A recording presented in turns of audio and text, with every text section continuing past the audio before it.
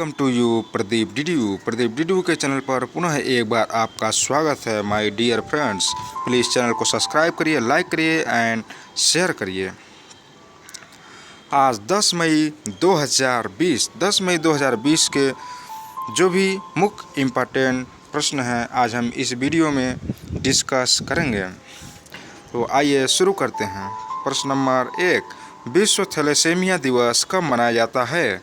Option number 1 7 जनवरी, option number 2 10 फरवरी, option number 3 8 मई, option number 4 10 मार्च। इसका option number 3 जो है सही है, 8 मई। विश्व थैलेसीमिया दिवस सन 1828 से मनाया जा रहा है। यह जो है एक रक्त से संबंधित बीमारी है जिसके हो जाने से RBC में हीमोग्लोबिन की कमी होती जाती है, जिससे मनुष्य के अंदर जो है अनेक प्रकार की बीमारियां आती हैं, जैसे हड्डी कमज़ोर होना, आँख से कम दिखाई देना, दिमागी बुद्धि जो है कम होना, विकास शरीर का कम होना और एनीमिया नामक इसमें जो है बीमारी है, वो भी उसके हो जाने से ये जल्द मृत्यु हो जाती है मनुष्य की। और भारत में लगभग हर साल लगभग इससे 10,000 लगभग बच्चे पैदा होते हैं ऐसे जो थैलेसीमिया से संबंधित होते हैं। और दोस्तों, भारत में सन 1938 में थैलेसीमिया से संबंधित मरीज जो है पाया गया था। दोस्तों, इसी क्रम में हम देखते हैं प्रश्न नंबर 2, किस राज्य में अफ्रीकी स्वाइन फीवर का प्रकोप सामने आया है? Option number 1 Manipur, option number 2 Tripura, option number 3 Assam, option number 4 Karnataka. इसका सही ऑप्शन है option number 3 is the right, Assam. Assam में हाल ही में अफ्रीकी स्वाइन फीवर का प्रकोप बहुत तेज़ी से बढ़ रहा है, जिसमें कई लोगों की अभी तक जान जा चुकी हैं। दोस्तों, यह अफ्रीकी पिक के कारण जो है ये बीमारी अधिक से अधिक बढ़ रही है और जिसमें पशु और मनुष्य दोनों में इसके कारण बीमारियां बढ़ती जा रही हैं। और थोड़ा असम के बारे में जान लें। असम की राजधानी जो है इस समय दिसपुर है और इसके वर्तमान CM जो हैं सर्बानंद सोनोवाल हैं। आइए इसी क्रम में हम चलते हैं प्रश्न नंबर 3 पर। कोविड-19 से लड़ने के लिए AIIB ने भारत को कितना रकम देने के लिए साइन किया है? Option number 1 USD 2000 billion, option number 2 USD 500 million, option number 3 USD 400 million, option number 4 USD 7000 million. इसका सही ऑप्शन है option number 2 is the right, USD 500 million. दोस्तों, इसमें AIIB जो है यह एक संस्था है जो एशियन जो भी देश हैं ये उससे संगठित एक संस्था है, जिसमें देश में कोई भी प्रकोप आता है या बीमारी आती है या महामारी आती है, ये उस समय देश की जिस देश में समस्याएं होती हैं उसकी ये देख रेख करता है। दोस्तों, इसका फुल फॉर्म होता है एशियन इंफ्रास्ट्रक्चर इन्वेस्टमेंट बैंक, जो चाइना के बीजिंग प्रांत में इसका हेडक्वार्टर है और इसमें लगभग 78 देश अब तक के मेंबरशिप बन चुके हैं। दोस्तों, इसी क्रम में हम प्रश्न नंबर 4 पर, स्वास्थ्य मंत्रालय ने कोविड-19 के मरीजों को मुख्यतः कितने कटघरे में रखने की अनुमति दी है? Option number 1 3, option number 3, option number 2 6, option number 3 4, option number 4 2।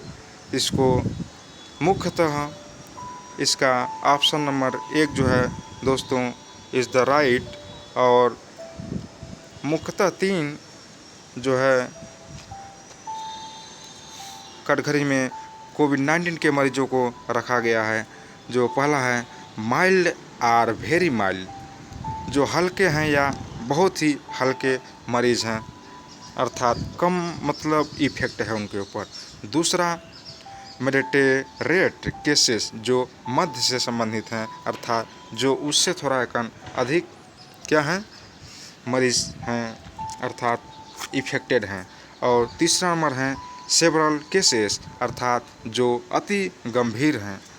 तो इन 3 प्रकार के कैटेगरी में कोविड-19 के मरीजों को रखा गया है। इसी क्रम में प्रश्न नंबर 5 पे विश्व रेड क्रॉस दिवस कब मनाया जाता है?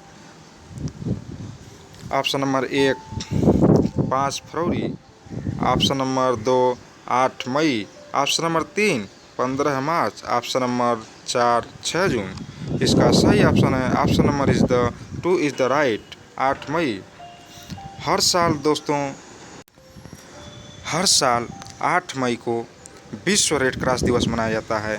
रेड क्रॉस दिवस का मतलब होता है शांति, और इसके जनक हैं जॉन हेनरी ड्यूनेंट, जो 8 मई 1828 के दिन जन्मे थे। इनके जन्मदिन के रूप में हम लोग रेड क्रॉस दिवस मनाते हैं। इन्होंने फर्स्ट वर्ल्ड वार के बाद से अथक प्रयास के माध्यम से लोगों के बीच में शांति की, सद्भावना की जो दीपक जलाने का काम किया है दोस्तों, जिसके लिए इन्हें पहला नोबल शांति नोबल पुरस्कार से सम्मानित भी किया गया है। दोस्तों 14वें इंटरनेशनल कॉन्फ्रेंस जब हुआ था तो इसमें सिर्फ ये मान्यता मिली गई थी इसको, और जब 15वें इंटरनेशनल कॉन्फ्रेंस सन 1934 में हुआ था तो इसके जो सिद्धांत, मूल जो सिद्धांत इसके, उसको और इसके जो वॉलंटियर्स हैं उनको पूरी तरह से इसका जो है ध्येय मिल गया, और आगे चलकर इसका ध्येयवाक्य बना लव, प्यार। रेड क्रॉस का जो है ध्येयवाक्य है लव, अर्थात प्यार। लोगों के दिलों में एक प्यार की दीपक जलाते रहना, यही इसका मेन जो है उद्देश्य है। दोस्तों इसी क्रम में हम प्रश्न नंबर 6 पर चलते हैं। भारत ने किस देश को 2.50 मीट्रिक टन हाइड्रोक्सी क्लोरोक्विन देने की मंजूरी दी है? Option number 1 Japan, option number 2 Israel, option number 3 Mexico, option number 4 रूस। दोस्तों इसका सही ऑप्शन है option number is the 3 is the right Mexico. दोस्तों मैक्सिको की राजधानी है मैक्सिको सिटी। आइए इसी क्रम में हम लोग चलते हैं प्रश्न नंबर 7 पर। किस राज्य में पान मसाला पर पूरी तरह से 1 साल के लिए प्रतिबंध लगाया गया है? Option number 1 Bihar, option number 2 Jharkhand, option number 3 Karnataka, option number 4 Uttarakhand. इसका सही ऑप्शन है option number is the 2 is the right Jharkhand. Jharkhand सरकार ने हाल ही में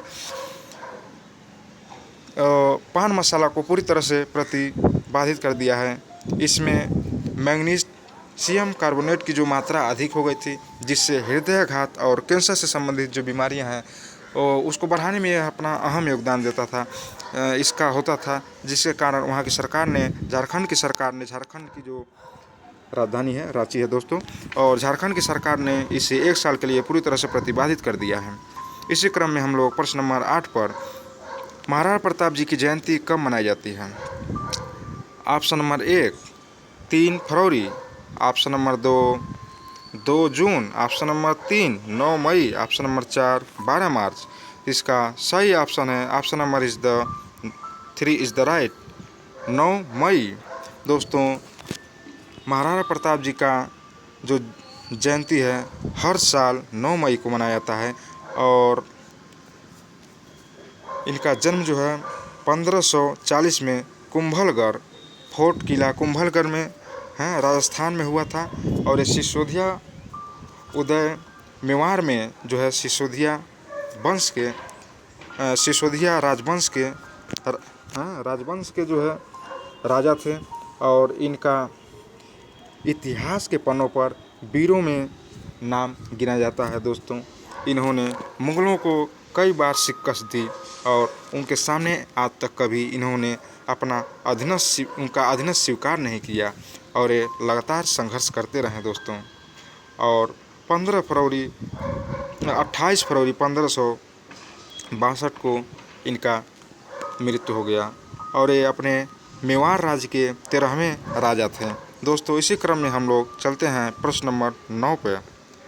भारत में कोविड-19 के लिए किस दवाओं को ट्रायल के लिए मंजूरी मिली है?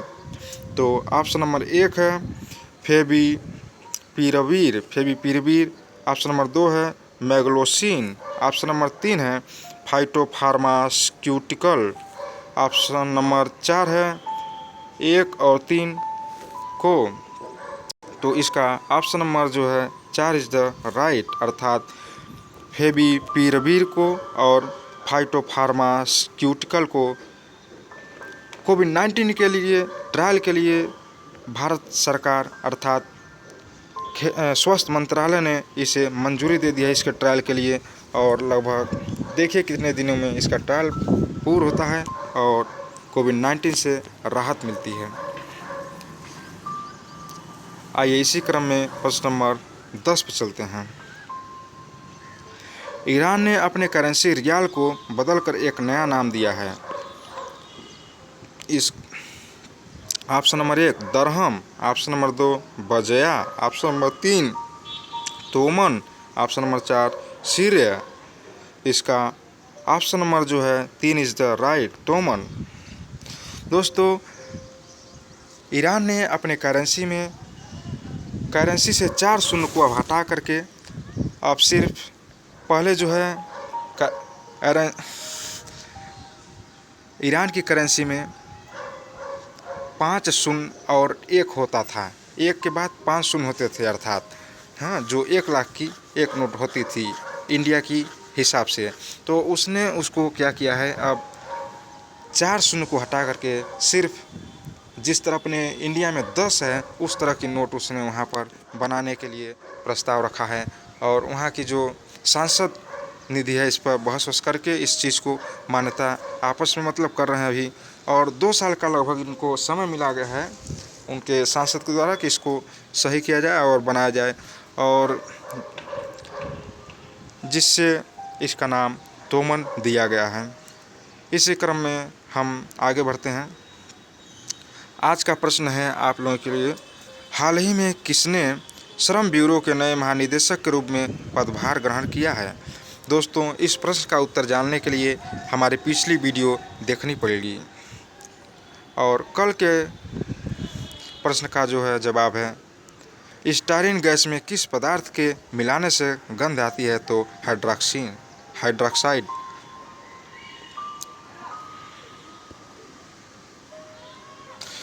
दोस्तों हम अति संघर्ष करके आप लोगों के लिए ये वीडियो बनाते हैं, कृपया करके आप लोग वीडियो को अधिक से अधिक शेयर कर दीजिए और लाइक कर दीजिए, कमेंट कर दीजिए, और जो लोग नए हैं चैनल को सब्सक्राइब कर लें। Thanks for watching.